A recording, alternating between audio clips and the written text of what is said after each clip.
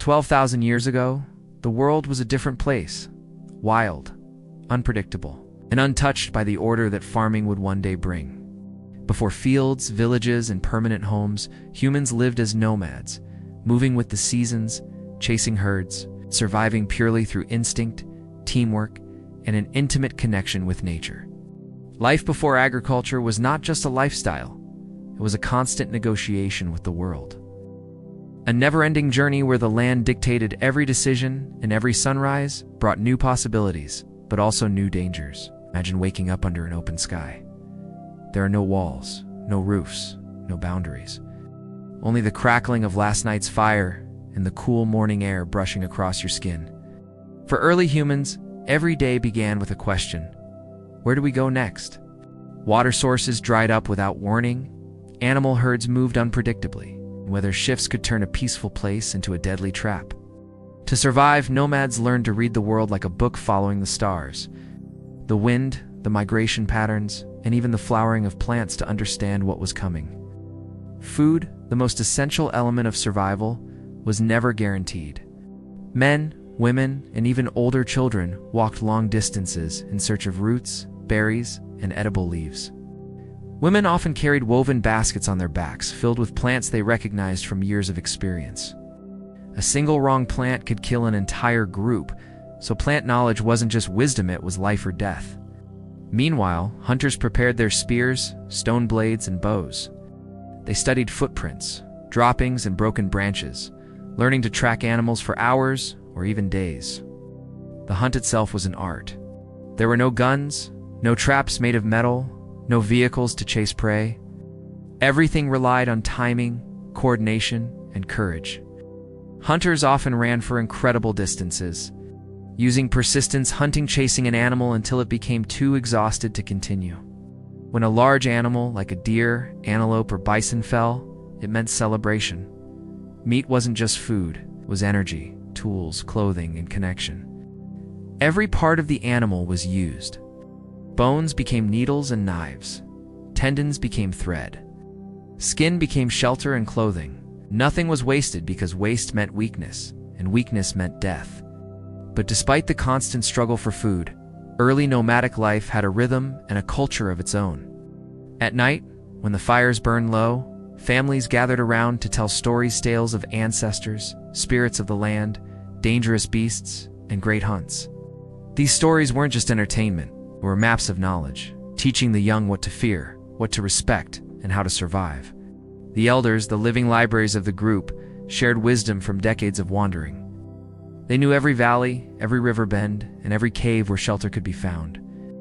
Life before agriculture also shaped human relationships in ways we rarely imagine today. People lived in small bands of 20 to 40 individuals, usually extended families. Everyone depended on each other. A child didn't belong to just one set of parents. The whole group raised them. Cooperation wasn't optional, it was the core of survival. Sharing food strengthened bonds, healed conflicts, and maintained unity. Greed or selfishness could tear the group apart and put everyone in danger. As nomads moved through forests, grasslands, and mountains, they adapted constantly. In colder regions, they stitched fur clothing with bone needles. In warmer climates, they built light shelters using branches and animal skins. They learned to predict storms by watching how birds flew or how animals behaved. They understood the world through experience, not textbooks. Every tool, every decision, every journey was shaped by trial and error over thousands of years. Danger, however, was never far away. Predator attacks were a real threat. Lions, giant hyenas, cave bears, and even packs of wolves competed for the same food sources. But humans didn't always respond with violence. Many times they chose to move instead of fight, because a single injury could mean the end of a person or even a family.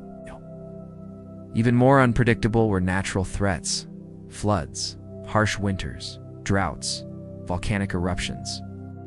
Nomads had to be resilient, always ready to leave behind their temporary camps and disappear into new landscapes. Yet despite the hardships, nomadic life had freedoms that later civilizations would lose. There were no kings, no taxes, no land boundaries, and no social classes. People lived more equally because survival required equal effort.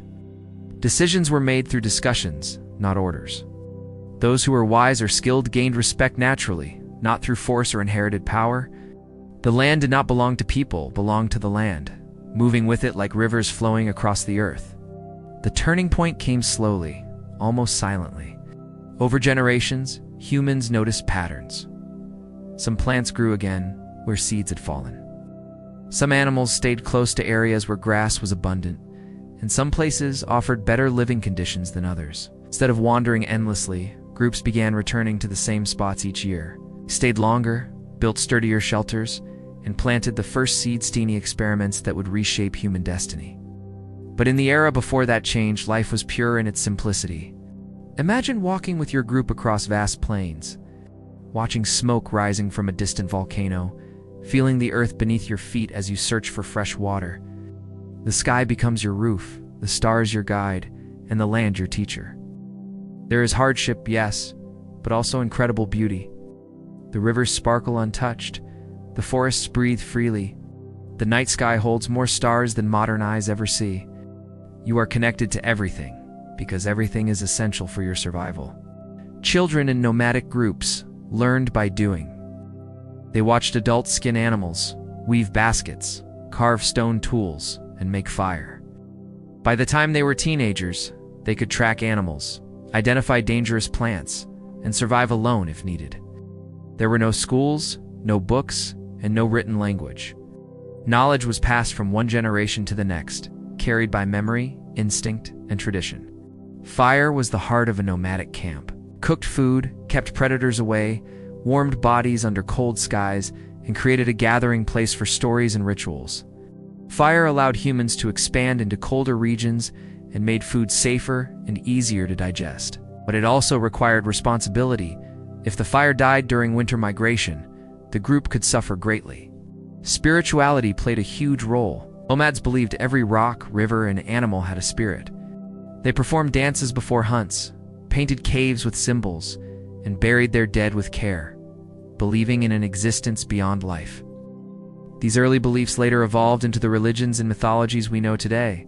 As the world changed, climates shifting, ice sheets melting, animal populations transforming, humans began to settle, farm, and build permanent homes. But long before fields and villages, long before kingdoms and cities, there was a time when humanity was truly wild, deeply connected to the earth, and free in a way the modern world can barely imagine. Life before agriculture was not easier, but it was raw, meaningful, and grounded in reality. Every sunrise was a chance at survival. Every hunt was a test of courage. Every night around the fire was a reminder that humans were small figures in a vast natural world, yet capable of extraordinary resilience. In the footsteps of those early nomads lies the origin of our species, our courage, our creativity, and our spirit. Their journey shaped us, and even today, traces of their life remain in our instincts, the urge to explore, the need to connect. In the ancient memory of a world where humans walked freely beneath an endless sky,